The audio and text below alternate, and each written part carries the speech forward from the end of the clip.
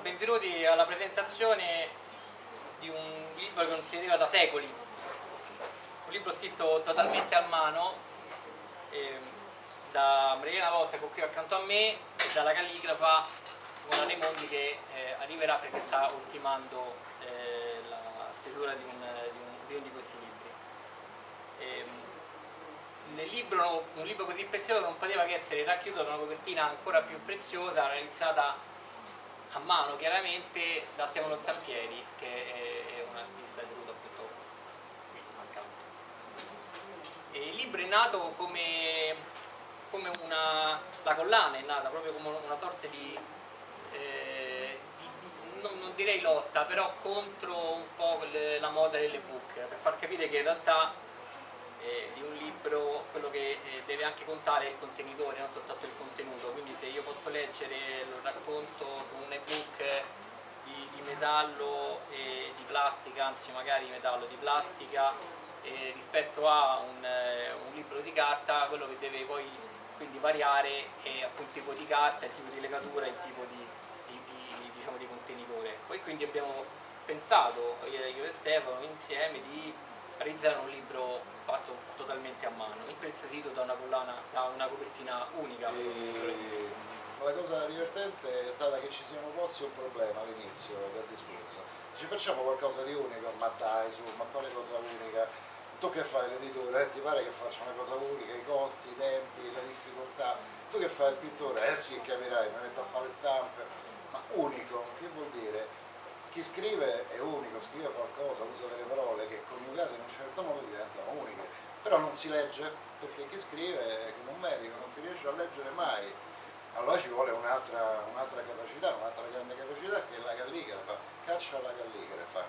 E la carta, come diceva Marco, è la carta del libro. Insomma, ci siamo infilati molti mesi fa nel problema proprio tecnico e pratico di riuscire a capire quali erano tutte le varie difficoltà di scrivere 30-40 pagine. È facile capire qual è la parte scritta dalla scrittrice e qual è la parte...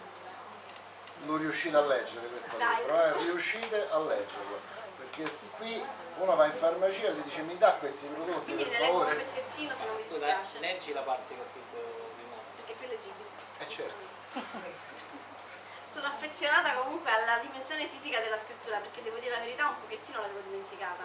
Quindi sicuramente Simona ha sofferto pure di più a scrivere, però anche per me è stato forte. Grazie. Le leggenziali sono una specie protetta. Un vago ricordo dei tempi delle superiori mi fluttuava in mente, come bandiere al vento, fluttuavano. Parole che mi erano rimaste bloccate in gola.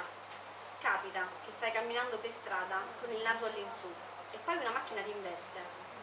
E l'unica cosa che ricordi è un cielo blu, un blu da stordirti, quasi come una promessa mantenuta. A me è successo più o meno questo. Stavo camminando immersa nei miei pensieri quando una macchina mi ha investito, mentre mi mancava il respiro per l'urto, potente da lasciarmi senza fiato. Qualcosa di piccolo e fragile mi era uscito dal luogo segreto come l'anima, un sospiro, un ricordo. E avevo guardato il cielo come per cercarvi protezione e avevo pensato all'egiziana. Poi ha detto in 10 minuti c'è scritto la stessa riga in 12 modi diversi. Quale vi piace di più a noi? Belli tutti e 12. L'importante è che è leggibile. No, invece la vera soddisfazione è stata stasera quando girando uno dei quadernini ho chiesto se era leggibile e hanno detto sì perfettamente, e quindi vuol dire che la grandezza delle parole, della scrittura, la leggibilità, perché poi in realtà con la calligrafia varia tantissimo, si possono avere 2000 forme. Infatti io chiedevo a loro cosa desideravano, cosa si aspettavano, perché è fondamentale, perché può assumere un'eleganza altissima e quindi farne un pezzo, oppure essere semplice e leggibile. E qui mi era stato richiesto proprio questo, la leggibilità del racconto di pari passo ad una anche eleganza. Domani ci sarà la prima uscita con cori, danze, pianisti e quant'altro.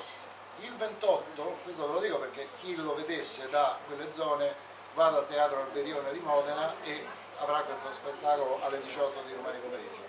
Il 28 ci sarà uno spettacolo ancora più grande in cui Tra l'altro, oltre a uno spettacolo teatrale miniaturizzato, oltre a un pianista del Conservatorio di Modena con una soprano giapponese, oltre a un coro di bambini, oltre alle mie opere che saranno battute all'asta, io ho fatto 7 quadri per loro di una dimensione corposa, saranno battuti all'asta e verranno dati tutti i ricavati dei biglietti, del teatro, delle opere a un progetto che abbiamo trovato insieme ai sindaci là in loco, perché lì mi servivano pure le matite e noi le matite che vedremo.